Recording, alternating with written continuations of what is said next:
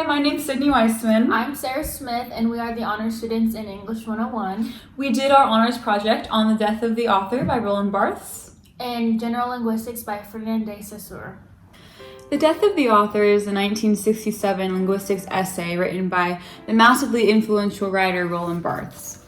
When I first started reading this essay, the provocative title immediately was the factor that caused the greatest confusion.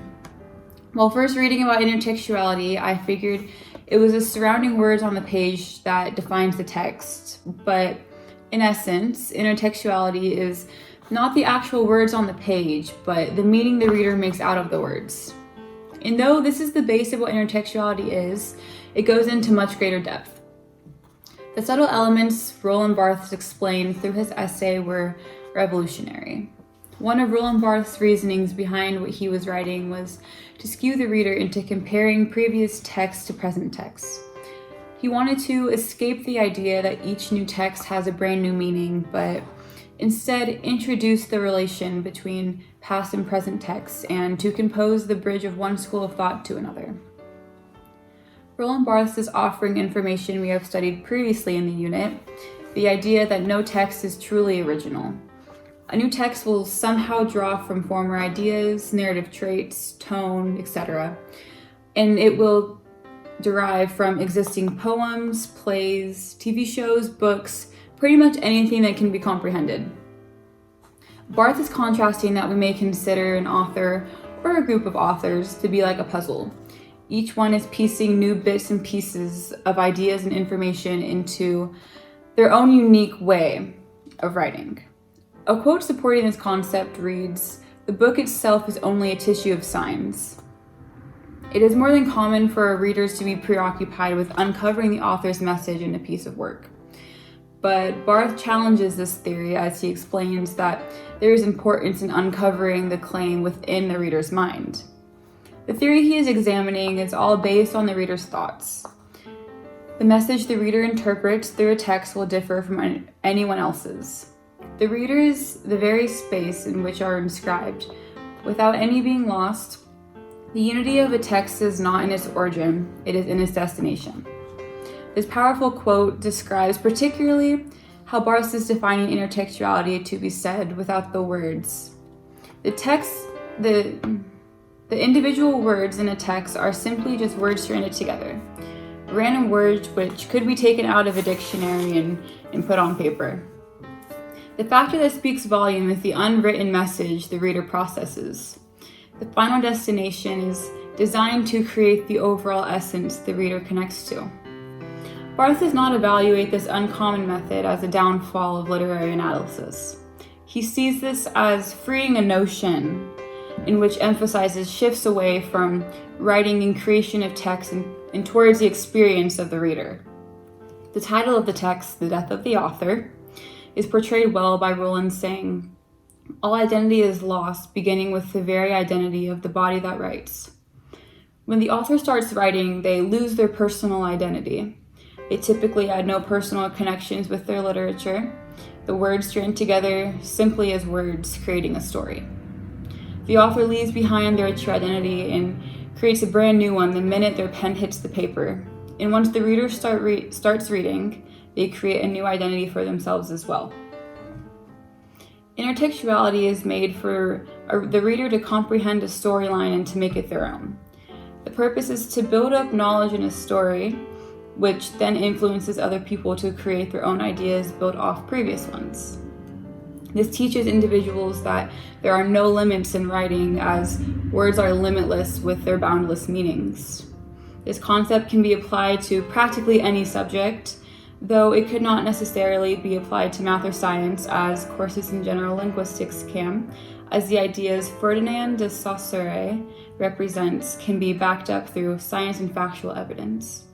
Though it can be related to English, philosophy, psychology, linguistics, and many other academic subjects. In real life intertextuality, Barthes is explaining that it can be related to simply a story being heard and someone creating their own connotation to it. The only example to explain this claim is in each person's mind. That is perhaps the most interesting factor of intertextuality. A text does not consist of a line of words releasing a single theological meaning, but it is a space of many dimensions in which are wedded and contested various kinds of writing, no one of which is original. All right, so my part of this is the course in General Linguistics by Ferdinand de Saussure. And first of all, what is intertextuality? Intertextuality is a literary device that creates interrelations between texts. With Ferdinand, he didn't focus so much on intertextuality. He started getting into structuralism. That is when he comes into play with this whole thing. And intertextuality to him is a language that uses signs and constructs conversation. But structuralism, on the other hand, is the underlying of that. It's to help understand the meanings and help produce an understanding of what is being said by various signifiers and the signified. And we will be getting into those and what those mean later into my part. So with that, we will be talking about what intertextuality does, what's its purpose, and what's the value of it, and what does it teach. So intertextuality influences writers and readers on each other's words. In Saussure's mind, as a structuralist, he sees intertextuality as words being two-sided. There's always how you learn the word and how you interpret the word. And that's when things start to get a little bit more complicated. The signified is the concept of a word, and the signifier is the sound image of said word. The notion of linguistic science emphasizes that the meaning is non-referential. To some, the object in the world is a combination of their environment and how they interpret it and how they use it in a certain context. One way signs can be viewed is to consider them as composed, like I said, as the signified and the signifier. And the reason I keep bringing this up is because it's so important, and it can be looked over because it's such a simple concept, but once you get more in depth with it, that's when it starts to gain layers of meaning. So for example, you see a tree. A tree, just the word tree is signified as the idea that it's just a tree, and that's what you see in your mind of what you know it is. And the signifier is the sound associated with that image. Lastly, the sign of the word is both of those combined. So when you say the word tree, you think of leaves, but then you also think, okay, the sounds of what those leaves make and just how you have seen them in your environment, you know? And secondly, what is the purpose of intertextuality or structuralism? This is to show the pattern of language, and it highlights the underlying elements that are common to all human experiences. So with that, intertextuality is saying that nothing really is yours. The words that I'm saying currently, they're mine, but they originate from something else. I was taught those words. I was taught how to use them in a certain context. Therefore, I didn't teach that myself, so they're not original. They come from parts that I have learned with school, at home, with my friends. Everything has a deeper meaning and comes from a deeper thing than what you're actually saying in present tense. The value of this comes from understanding the elements of human culture that must be understood to think, perceive, and feel.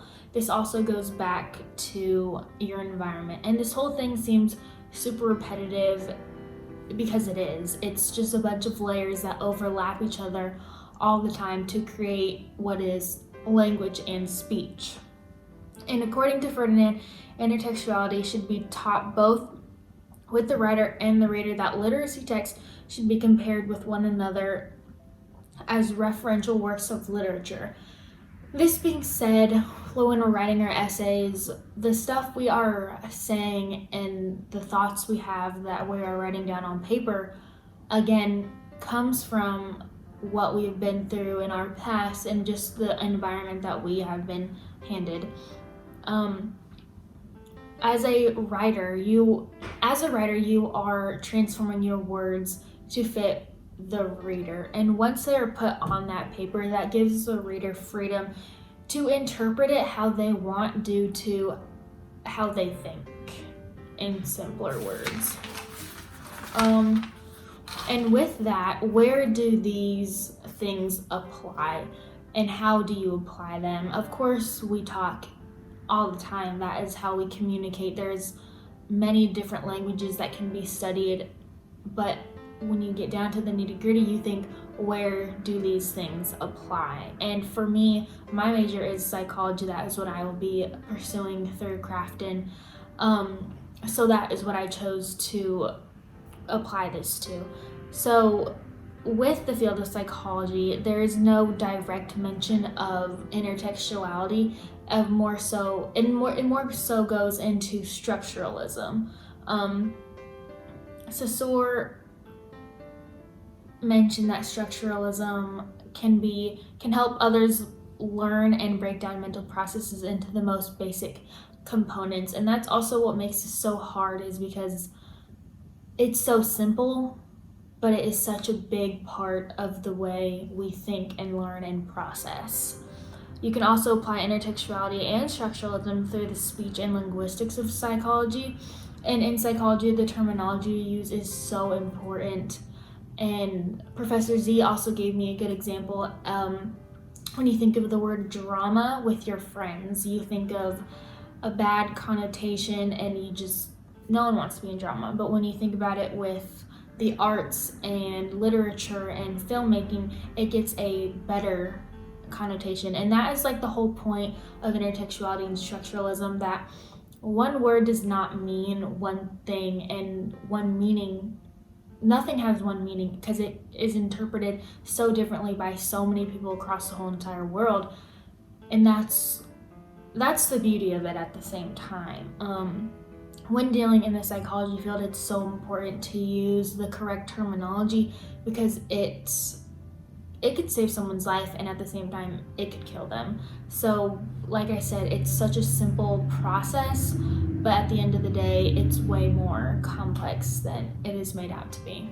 All right, now we're going to be looking at how both of our articles are alike and different. So the question is, how does each author define intertextuality, and in what ways are they alike and different? So when Saussure looked at Kristeva's work, who was the first lady to go in depth on intertextuality, he said it emphasized the systematic features of language, and he established the relationship of nature with the meaning in his text. His ideas of language and structure influenced the development of linguistics theory known as structuralism.